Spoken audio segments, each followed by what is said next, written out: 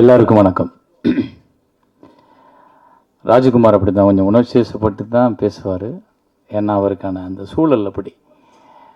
அவர் எங்கேயோ ஒரு இடத்துல ஒரு படத்தை எடுத்துகிட்டு அந்த படத்துக்கு ஆட்கள் வரல, கூட்டம் இல்லை, படத்தை தூக்கிட்டாங்க. முதல் நாளே நிறைய இடத்துல தூக்கிட்டாங்க. இரண்டாவது நாள் சில இடங்கள் மட்டும் ஓடுது, அதுவும் இன்றைக்கி எடுத்துருவாங்கன்ற காலகட்டத்தில் எனக்கு திடீர்னு அந்த படத்தை பற்றின செய்தியை ரோகிணி மேடம் சொல்கிறாங்க. சார் இப்படி ஒரு படம் பார்த்து ரொம்ப நல்லா இருந்துச்சு, நீங்கள் அவசியம் பார்க்கணும் அப்படின்னு. அவங்க இவ்வளோ சொல்ல மாட்டாங்களே அப்படின்னு சொல்லி சரி போட சொல்லுங்கள் பார்ப்போம்னு கேஷுவலாக போய் இந்த தேவி ஸ்ரீதேவி தேட்டரில் பார்க்குற அந்த படத்தை பார்த்துட்டு கொஞ்சம் நேரம் ஒன்றுமே புரியல. இப்படி ஒரு பையன் ஒரு கேமராவை தூக்கிக்கிட்டு ஒரு கிராமத்துக்குள்ளே போய் இருக்கிற சின்ன பிள்ளை, ஆயா, பாட்டி, சித்தப்பா, பெரியப்பா எல்லாம் நடிக்க வச்சு, ஆனால் சொல்லியிருக்கிற கருத்து வந்து அவ்வளோ ஸ்ட்ராங்கான கருத்து.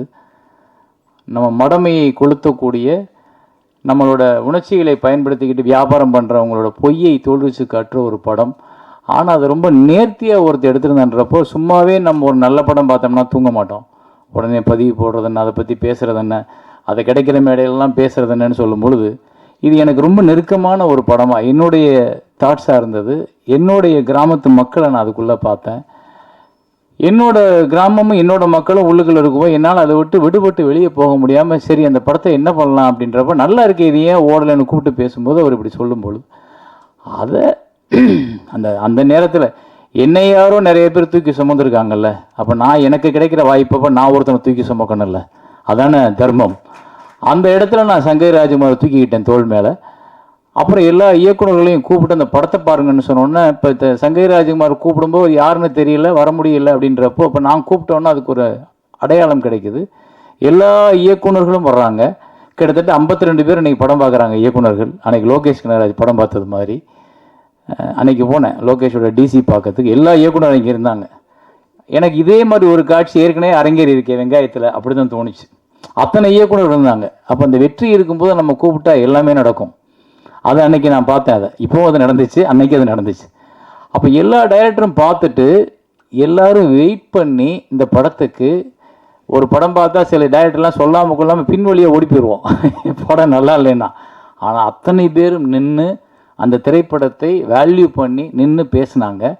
அந்த 52 டைரக்டர்ஸ் பார்த்ததும் அதை பூரா கட் பண்ணி ஒவ்வொரு டைரக்டரோட கருத்துக்களையும் வீடியோவாக மாற்றி அவரோட படத்தை இடையில் இணைச்சி அதை கொண்டு போய் சன் டிவியில் போட்டு காட்டினேன்.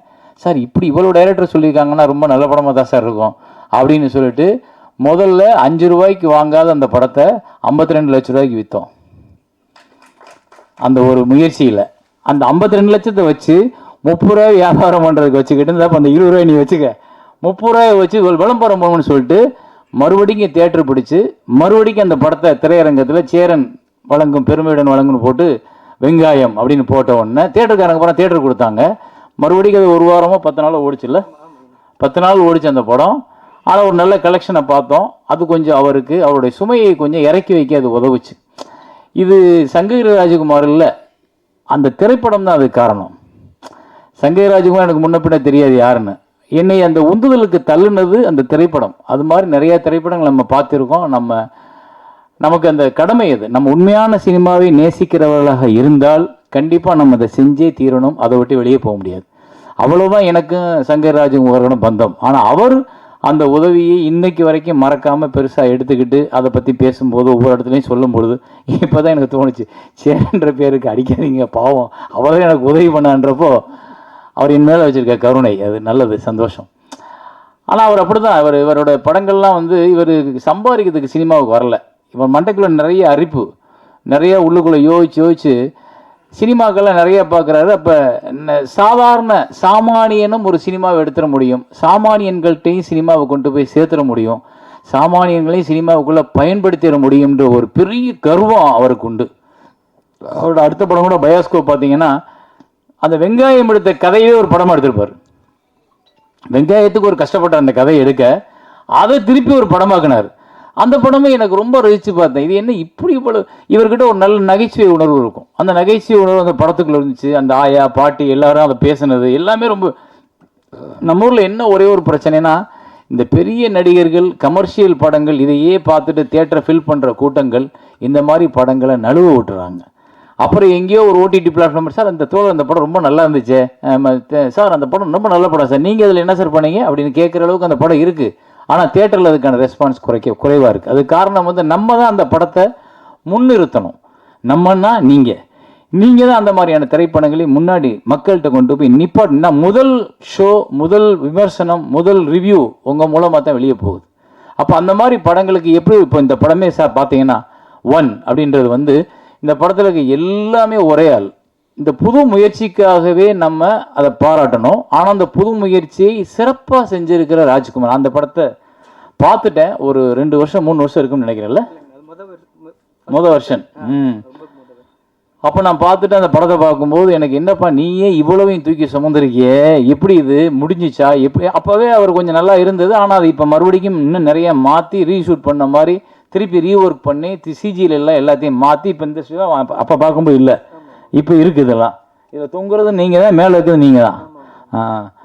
அந்த மாதிரி படத்தில் வந்தீங்கன்னா இப்போ நம்ம ராஜ்குமாராக தெரிவார், ஆனால் வேறு வேற ஆளாக தெரிவார். அதுக்கு எவ்வளோ மெனக்கடணும் பாருங்க. ஒரே ஆள் நடித்து, ஒரே ஆள் இயக்கம் பண்ணி, ஒரே ஆள் ஒளிப்பதிவு பண்ணி, ஒரே ஆள் லைட்டு பார்த்து, ஒரே ஆள் எடிட் பண்ணி, ஒரே ஆள் சவுண்ட் ரெக்கார்ட் பண்ணி, இது எல்லாத்துக்கும் அவ்வளோ டைம் எடுக்கும். கிட்டத்தட்ட 3 வருஷம் 4 வருஷம்ன்றது உங்களுக்கு குறைவு. இன்னும் 10 வருஷம் கூட ஆகலாம் ஒரு சில படங்கள், அப்படிலாம் நடந்திருக்கு.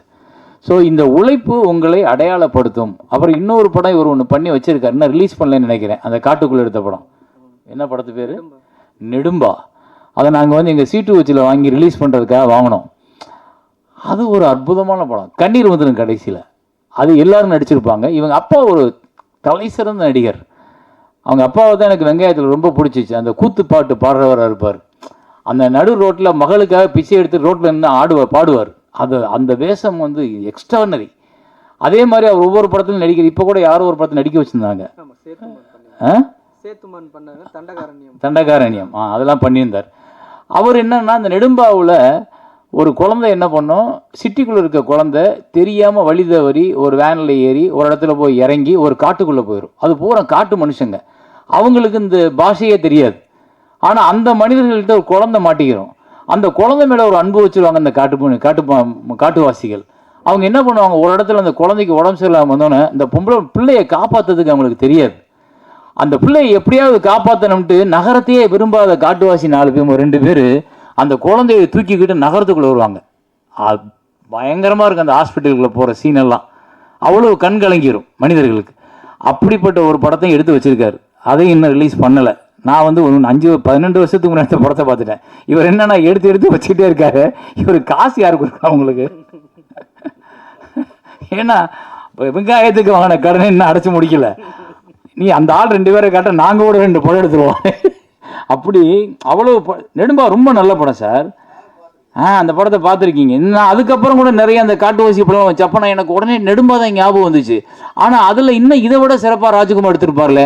எவ்வளோ பட்ஜெட்னு கேட்டால் அவர்கிட்ட கேட்டால், ஆனால் அது 60 ஒரு 70 ரூபா வந்துச்சுண்ணே அப்படிம்பாரு. எது 60 ரூபாய்க்குள்ள படத்தை முடிச்சிட்டியா? என்னையா சொல்கிற? நமக்கெல்லாம் கஷ்டமாக இருக்கு. நமக்கெல்லாம் முடியலை. 10 ரூபா வேணும், 12 ரூபா வேணும், 8 ரூபா வேணும், கோடி இல்லை. ஆனால் இவருக்கு 60 ரூபா லட்சத்தில் போதுமானது ஒரு படம் எடுக்கிறதுக்கு. அப்போ அப்படிப்பட்ட ஒரு சிறப்பான படங்களை நம்ம தமிழ் சினிமா எடுக்க முடியும். அப்படிப்பட்ட இயக்குனர்கள், அப்படிப்பட்ட எழுத்தாளர்கள் நிறைய இருக்காங்க. ஆனால் அவங்கள தவிர்த்துட்டு நம்ம எல்லாரும் 50 கோடி 100 கோடி 200 கோடி 15 கோடி அதுக்கு மேலே தான் படம் இருக்கிறத நம்ம பார்க்குறோம், எழுதுகிறோம், ரசிக்கிறோம், கைத்தட்டுறோம். அதுதான் கல்லாப்பெட்டி நிரப்புது. ஆனால் நம்மளோட அடையாளங்களாக இன்னும் நிற்பது நல்ல திரைப்படங்களாக இருக்கக்கூடிய இயக்குனர்கள், எழுத்தாளர்கள் எழுதின அந்த திரைப்படங்கள் தான் உங்களுக்கு நல்ல பேர் சொல்கிற படங்களாக இருக்கக்கூடியது. அந்த பேர் சொல்கிற படங்களோட வரிசையில் தான் தம்பி ராஜ்குமாரோட படங்கள் கண்டிப்பாக இருக்குது. இன்னைக்கு அவர் சரியாக அங்கீகரிக்கப்படவில்லை என்றாலும் ஒரு 10-15 வருஷம் கழித்து அவருடைய புகழை இந்த சினிமா கொண்டாடும், கண்டிப்பாக கொண்டாடும். அவருக்கான உரிய அங்கீகாரம் கண்டிப்பாக கிடைக்கும். ஏன்னா இப்படி ஒரு முயற்சியை சினிமாவுக்காக திரும்ப திரும்ப திரும்ப ஒருத்தர் எடுத்துக்கிட்டே இருந்தானா அவனை ஒரு நாள் சினிமா கொண்டாடியே தீரும். அது வேறு வழியே இல்லை. நம்ம அப்படி நிறைய பேரை பார்த்துருக்கோம். நிறைய பேருக்கு அந்த லைஃப் கிடைச்சிருக்கு. அதே மாதிரி அவருக்கும் கிடைக்கணும், அவர் ஜெயிக்கணும். அப்போ கூட நான் சொன்னேன் அவர்கிட்ட, வெங்காயம் முடிஞ்சோடனே கொஞ்சம் நல்ல கதையெல்லாம் எழுதுறாரு, நமக்கு ஏற்ற கதை மாதிரி இருக்கு, இந்த படத்தில் நம்ம ஒரு வேஷம் மறந்துருக்கலாமே அப்படின்னு நான் அவரை கூப்பிட்டு, நல்ல கதை எழுதலை, அது ஏன் போய் சேர மாட்டேங்குதுன்னா நடிகர்கள் இல்லை, நாங்கள் கூட எல்லாருக்கும் தெரிஞ்ச நடிகர் தான், எனக்கு தெரியும் எல்லாத்துக்கும், நீ நல்ல கதை எனக்கு சொன்னீன்னா நம்ம சேர்ந்து ஒரு படம் பண்ணணும். மாட்டானே தம்பி, அங்கே மட்டும் வரவே மாட்டான், அந்த பக்கமே திரும்ப மாட்டான். ஏன்னா அவன் படத்தை கெடுக்கிறதுக்கு அவன் தயாராக இல்லை. ஆனால் அந்த அந்த அந்த இடத்துல ஒருத்தன் சரிஞ்சிட்டான்னா, இல்லை அந்த ஆசைகளுக்கு இடம் கொடுத்துட்டான்னா, அவங்ககிட்ட இருக்க உண்மை காணாமல் போயிடும். அதை நான் புரிஞ்சுக்கிட்டு அப்புறம் நான் கட்டாயப்படுத்துறதை விட்டுட்டேன். ஏன்னா அந்த உண்மை இப்போ அவர் நிறைய இடங்களில் நானும் ராஜகுமாரும் சந்திச்சுக்கிட்டே இருப்போம், போவோம் ஒவ்வொரு விஷயமா. இப்போ நான் கடைசி எடுத்த ராமதாஸ் ஐயாவோட படத்துக்கு கூட எனக்கு முன்னாடி இந்த கதையை எழுத உட்கார்ந்த ஆள் அவர் தான். ஐயாவோட படத்தை கதையை எழுதி எடுத்து பண்ண வேண்டியது. அது ஒரு சில காரணங்களால் அவங்க அதுக்கு ஒரு வேல்யூ வேணும், அது இப்படி எடுக்கணும் அப்படி எடுக்கணும், தயாரிப்பாளர்லாம் சேர்ந்து என்னையை பேசும்போது என்கிட்ட ராஜகுமாரை இன்ட்ரடியூஸ் பண்ணி இவர் கதை எழுதி வச்சு, ராஜகுமார் தெரியுமே தம்பி தானே, அப்போ அவர் நிறைய குறிப்பெழுதி வச்சுருக்காரு, நீங்கள் எடுத்துக்கின்றப்ப எனக்கு நெருடுது. அவன் எடுக்க போகிற படத்தை அவன் எடுக்கணும்னு நினச்சி எழுதின படத்தை நான் ஏன் எடுக்கணும் அப்படின்னு சொல்லிட்டு நான் ராமதாஸ் ஐயாட்டே சொல்கிறேன், தம்பி எடுக்கட்டும், நான் வேணால் சப்போர்ட் பண்ணுறேன் கூட. ஏன்னா அவன் ஒரு கனவு இருந்திருக்கும், அவனுக்கு ஒரு அடையாளம் வேணும், அவன் ஒரு அழகாக அந்த கதையை தொகுத்துருப்பான், அப்போ அதை போய் நான் எடுக்கணும்னா தட்டி பறிச்சது மாதிரி இருக்கும் அப்படின்னு நான் அவர்கிட்ட சொல்கிறேன். அவங்க அப்புறம் பேசிட்டு இல்லை இந்த கதை இன்னும் சிறப்பாக வரணும், இப்படி வரணும் அப்படின்னு சொல்லிட்டு அப்போ சொல்லும்போது நான் அவனை கூப்பிட்டு சொன்னேன், தம்பி என்னால் மறுக்க முடியல, வேறு வழி இல்லை, கேட்குறாங்க. ஒரு பெரியவர் கேட்கும்போது நான் அதை வேணாம்னு தூக்கி போட்டு வர்ற அளவுக்கு எனக்கு அந்த அவரோட அன்பை நான் உதாசீனப்படுத்த முடியாது. வேறு வழி இல்லாமல் நான் ஒத்துக்கிறேன் அந்த மீன் சொல்லிட்டு தெரியுது. அது கூட அவனுக்கு வருத்தம் என் மேலே, ஆனால் உங்கள் மேலே எனக்கு நீங்கள் சொல்லியிருக்கலாம்னு நினைனேன், பட் நான் என்ன பண்ண முடியும், உனக்கு நல்லது செஞ்சால் அதே சேரம் தான், உனக்கு கெடுதல் செஞ்சால் கூட இருக்கட்டுமே, நீ வச்சுக்க அப்படி. ஏன்னா அப்படி இடத்துல ஒண்டி நம்மளை தள்ளும்.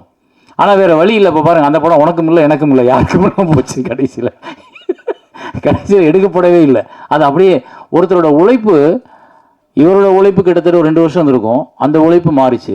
என்னோட உழைப்பு கிட்டத்தட்ட 1.5 வருஷம் இருக்கும். கிட்டத்தட்ட நாங்கள் வந்து ஒரு 15 பேர் அதுக்காக டீம் எல்லாம் போய் இடம் பார்த்து லொக்கேஷன் பார்த்து எங்கெங்கேயோ அலைஞ்சு காடு மேடெல்லாம் அந்த ஊரை கண்டுபிடி. ஏன்னா அவர் 1987 வரலாறு, 87லேருந்து நடந்த விஷயத்தை பூரா பதிவு பண்ணி இப்போ போனால் எல்லா இடத்துலையும் 2026 87ஓட ஊரை வில்லேஜ் எங்கேயே தேடுறது. ஆனால் தமிழ்நாடு பூரா முழுக்க நாங்கள் அலைஞ்சு அந்த மாதிரி வில்லேஜையும் அந்த மாதிரி ரோடுகளையும் அந்த மாதிரி கண்டுபிடிச்சு ஆட்களை பூரா கண்டுபிடிச்சா அப்போ உள்ள ஆட்களோட தோற்றமே வேறு. இப்போ நீங்கள் இந்த மாதிரி ஆளே இல்லை, முகமே இல்லை, மாறி இருக்குது. அதை நாங்கள் பூரா ரெஃபரன்ஸ் வச்சு அவ்வளோ 1.5 வருஷம் நாங்கள் அதுக்கான தீசிஸ் பண்ணி அவ்வளோயும் திரட்டி வச்சதுக்கப்புறம் அந்த படம் நடக்கலை அப்படின்னா அது எவ்வளோ பெரிய வழி பாருங்கள். அவங்க சொல்லலாம், நான் அவங்களுக்கு அந்த வேலை பார்த்த வரைக்கும் சம்பளம் கொடுத்துட்டேன்னு. சம்பளம் அல்ல எங்களோட தாட், நாங்கள் நினச்சது, நாங்கள் கற்பனை பண்ணது, எங்களோட மண்டைக்குள்ள ஊர்ன அந்த கதை வெளியில் வந்துச்சுன்னா எனக்கு சம்பளமே கிடைக்காது, நான் கவலைப்பட மாட்டேன். ஏன்னா நான் அப்படிப்பட்ட ஒரு பைத்தியக்காரத்தனமான இயக்குனர். எனக்கு நான் எடுத்த படம் வெளியே வரணும், ஆனால் அது வரல, அது நின்றுச்சு. என்ன காரணம், அப்பா அம்மையை சண்டை போட்டாங்க, படம் நின்று போச்சு. இப்போ அப்பா அம்மையை சேர்ந்துட்டாங்க, படம் எடுக்கிற ஆள் இல்லை, என்ன பண்ணுறது? சிரிக்கிறார் ஒருத்தர் என்னை நினச்சி பார்த்து. இதுதான் அவலம். அது மாதிரி தான் சினிமா வந்து எங்கே நம்மளை தூக்கிக்கிட்டு போகும், எங்கே நம்மளை ஏமாற்றும், எங்கே நம்மளை உட்கார வைக்கும் தெரியாது. இந்த ஒன் கூட இவர் எடுத்த முயற்சிக்கு இவரை தூக்கிட்டு போகணும்.